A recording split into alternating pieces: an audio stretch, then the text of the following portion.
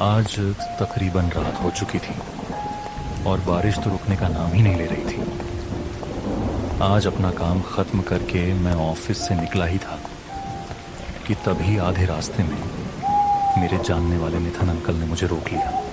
अरे दीपक जी, इतने रात को आप यहाँ क्या कर रहे हैं? घर नहीं गए अभी तक? हाँ, वो मुझे आज कुछ ज़रूरी काम था ऑफिस में, लेकिन बस अभी घर ही जा रहा हूँ। दीपक जी, आपको शायद पता नहीं है, लेकिन आज अंधेरी काली रात है और आज रात अकेले बाहर नहीं जाएं तो ही फायदे में रहेंगे। क्या बात कर रहे हो नितिन भाई? कल मुझे ऑफिस भी जाना है, इसलिए अभी जाना ही होगा जरूर। देखो दीपक जी, मेरी बात मानो, अकेले मत जाओ अभी। आज घर पर भी कोई काम है तो इसलिए जाना तो पड़ेगा। अच्छा तो एक काम करो, थोड़ी देर रुक जाओ, मेरी यहाँ ड्यूटी खत्म हो जाए, फिर हम दोनों साथ चले जाते हैं। अरे भाई, काफी लेट हो जाएगा फिर मुझे, और कल काम पर भी जाना है, इसलिए मैं निकलता हूँ। आखिरी बस आती ही होगी, अगर वो छूट गई तो मुश्किल हो जाएगी। अच्छा चलो, गुड नाइट भाई।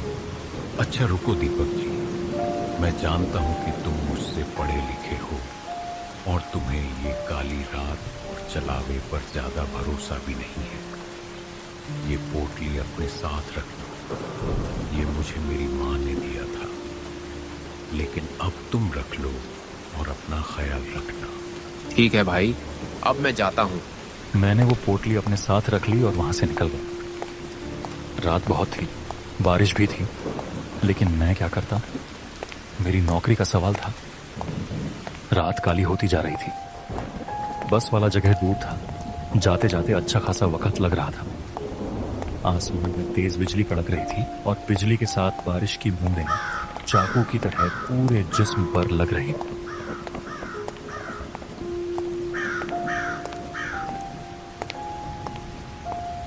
और थोड़ी देर बाद मैं बस के जगह पर पहुंच गया था। वहां पर खड़े होकर मैं गाड़ी का इंतजार करने लगा। बारिश और भी ज्यादा हो गई थी और मेरे आसपास अब कोई भी दिखाई नहीं दे रहा था। वहां पर सिर्फ मैं ही इंतजार कर रहा था। कुछ देर इंतजार करने के बाद मुझे अंदाजा हो गया कि शायद वो आखिरी बस भी निकल चुकी थी। तभी मैंने रोड पर सामने एक अजीब सी लड़की देखी जो वहां पर बैठी हुई थी। अंधेरा बहुत ज्यादा था, इस वजह से मुझे वो ठीक से दिखाई नहीं दे रही थी। तभी आसमान में जोर से बिजली कड़की, जिससे मेरा ध्यान हट गया। और फिर जब मैंने उस जगह पर देखा तो वहां कुछ भी नहीं था। ये बात मुझे काफी अजीब लगी। मैं उसी के बारे में सोच ही रहा था कि अचानक वहां पर एक गुलाबी रंग की साड़ी में एक लड़की मेरी तरफ आने लगी।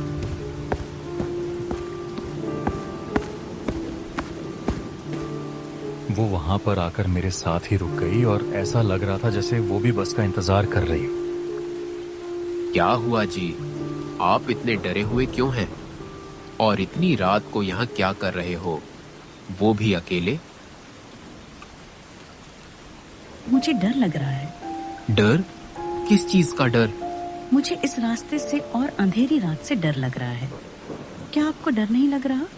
नहीं, मुझे डर क्यों लगेगा? इसमें डरने की क्या बात है? बस रात ही तो है और बारिश है। बस आप बताइए, आप इतने रात को यहाँ क्या कर रहे हैं और आप कहाँ जा रहे थे?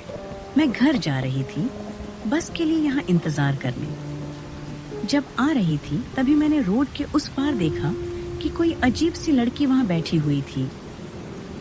इसी वजह से मुझे अब डर लग रहा है।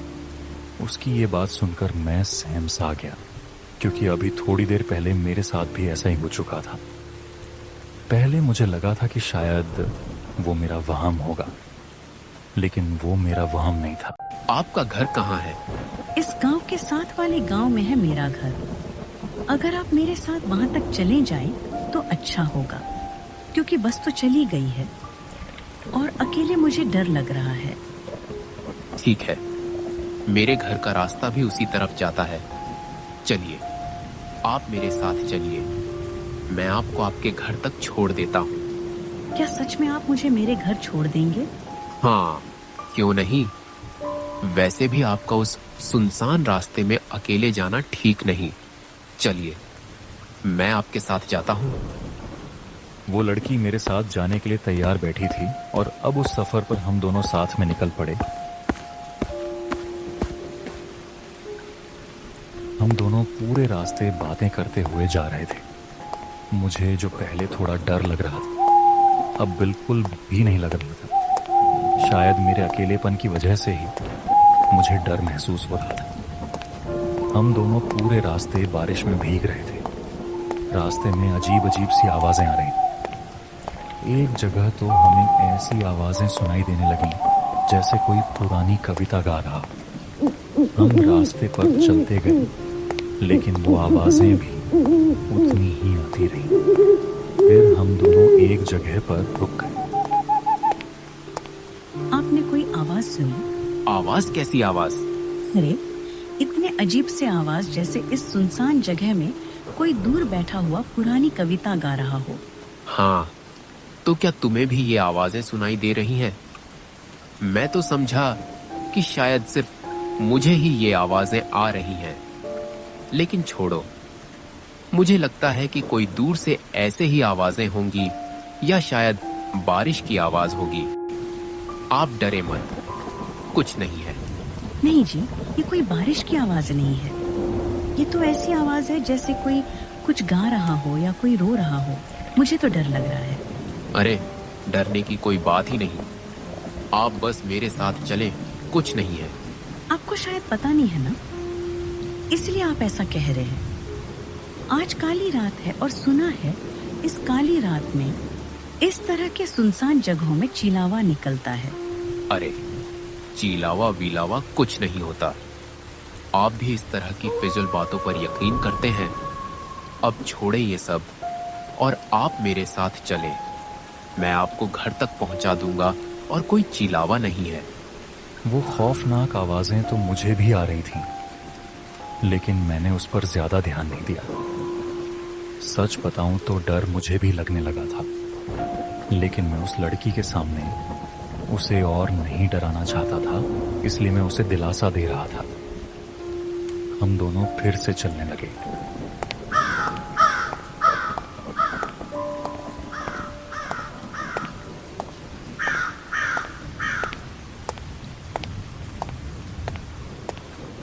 इस अंधेरी रात में, इस सुनसान जगह पर, इस रास्ते से क्या आपको डर नहीं लगता? नहीं, इसमें डरने की क्या बात है? बस सिर्फ अंधेरा ही तो है। नहीं, बस सिर्फ अंधेरा नहीं है।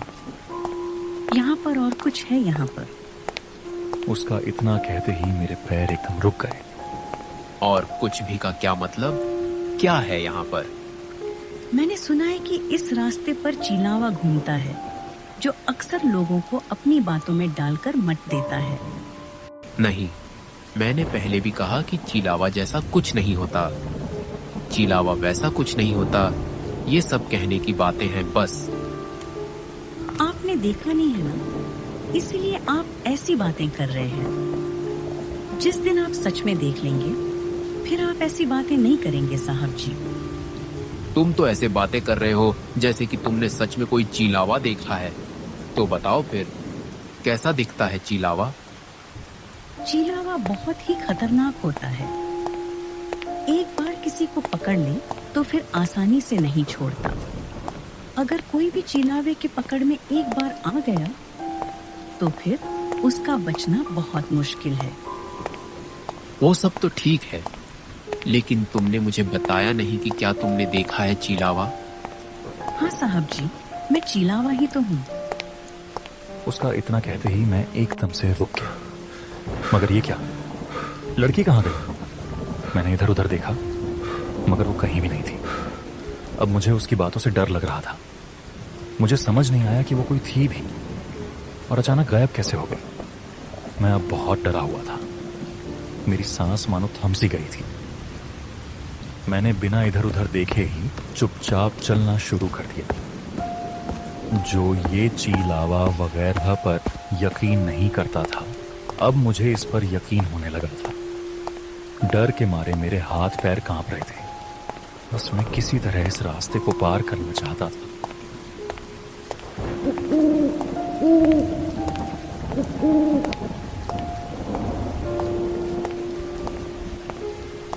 साहब जी, क्या हुआ?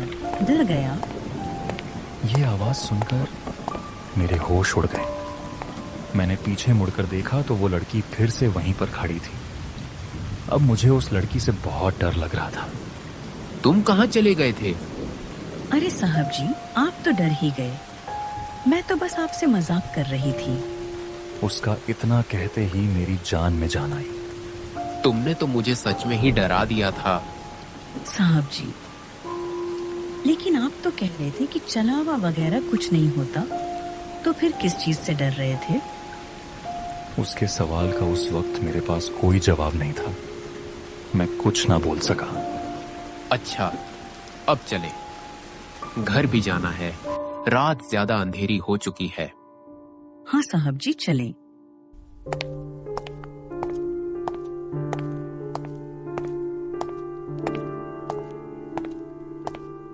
देखो, रात के समय इस तरह के मजाक करना ठीक नहीं है। क्यों साहब, आप मेरे मजाक से डर गए थे ना? नहीं, मैं डरा नहीं था। बस थोड़ा सा ही परेशान हो गया था कि तुम कहाँ चले गए थे। अच्छा, क्या अभी भी आपको यही लगता है कि चलावा नहीं होता? अरे छोड़ो ना ये चलावा की बातें, कोई और बात करते हैं। देखो, हम शायद बस घर पहुंचने ही वाले हैं। नहीं साहब जी, घर तो अभी बहुत दूर है। लगता है तुम्हारा इस रास्ते से रोज का आना जाना है, इसलिए तुम्हें रास्ते की ज्यादा जानकारी है। हाँ साहब जी, इस रास्ते से तो मेरा रोज का आना जाना लगा रहता है। तो क्या तुम्हें इस रास्ते में हर रोज अकेले जाने से डर नहीं लगता? क्योंकि यहाँ पर तो रात के वक्त कोई भी नहीं होता। नहीं साहब जी, मुझे डर क्यों लगेगा? मुझे डर नहीं लगता क्योंकि मैं खुद एक चलावा हूँ। अच्छा, मजाक कर लेते हो तुम भी। लेकिन इस बार ये मजाक नहीं है। उसका इतना कहते ही मैं फिर से रुक गया। देखो, मेरे साथ इस तरह का मजाक मत किया करो। मुझे इस तरह का मजाक बिल्कुल भी पसंद नहीं है, और अगर तुम ऐसे ही करोगे तो मैं तुम्हें यहाँ ही छोड़ दूंगा। बस अब चुपचाप मेरे साथ चलो। इतना कहकर मैंने उसकी तरफ देखा, लेकिन वह फिर से गायब हो चुकी थी। देखो, रात बहुत हो चुकी है। मेरे साथ इस तरह का मजाक मत करो। चलो जल्दी से निकलो, रात हो गई है। तुम्हें घर नहीं जाना? मैंने उसे बहुत बार आवाज लगाई, लेकिन वह कहीं पर नहीं थी। देखो, मैं जा रहा हूँ, तुम फिर अकेले आना। मैंने फिर से आवाज दी, लेकिन वह मुझे कहीं दिखाई नहीं दी। अब मैंने आगे बढ़ने का सोचा, लेकिन मुझे उस लड़की की भी फिक्र हो रही थी। आखिरकार यह रास्ता इतना सुनसान है और रात काफी काली हो चुकी थी। अजीब अजीब सी आवाजें आ रही थी, लेकिन अब मुझे आगे बढ़ना ही सही लगा।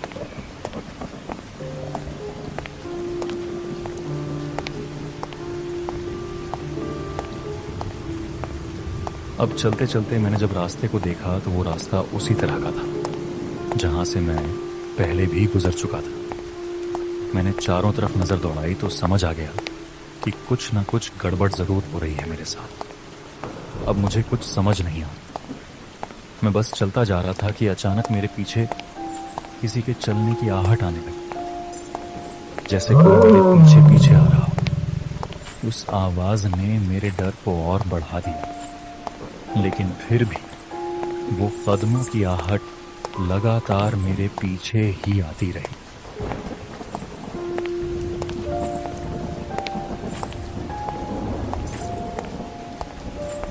साहब जी, आप इस चलावे से निकल नहीं पाओगे। ये आवाज कुछ जानी पहचानी, क्योंकि ये उसी लड़की की आवाज थी। मैंने पीछे मुड़कर देखा, और जो मैंने देखा वो सच में बहुत भयानक था। वो लड़की पूरी तरह बदल चुकी थी। उसकी आंखें लाल थीं और उसके हाथ पांव और जिस्म ऐसे थे जैसे कोई खूंखार जानवर हो।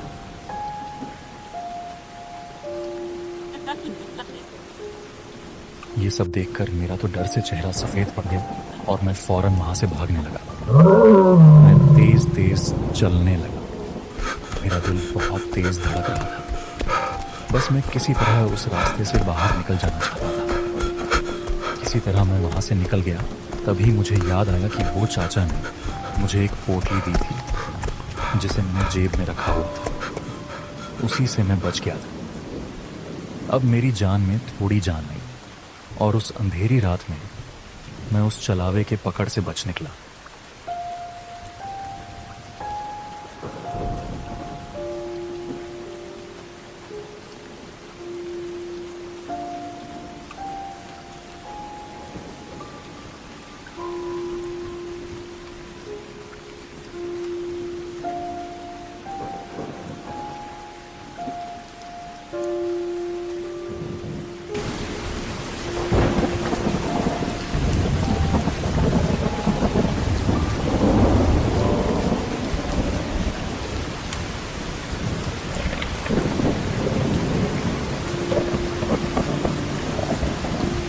तो कैसी लगी आपको कहानी?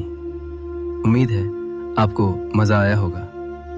अगर आप हमारे चैनल पर नए हैं तो हमारे चैनल कार्टून हिंदी को ज़रूर सब्सक्राइब करें और वीडियो को लाइक और शेयर करना ना भूलें। मैं देख रहा हूं कि आप सबका सपोर्ट मिल रहा है और इसी तरह आप साथ देते रहें तो हमारा चैनल कार्टून हिंदी बहुत जल्द 1000 सब्सक्राइबर्स तक पहुंच जाएगा। चलिए मिलते हैं आप सबसे अगली डरावनी कहानी के साथ। तब तक के लिए जय हिंद, जय भारत।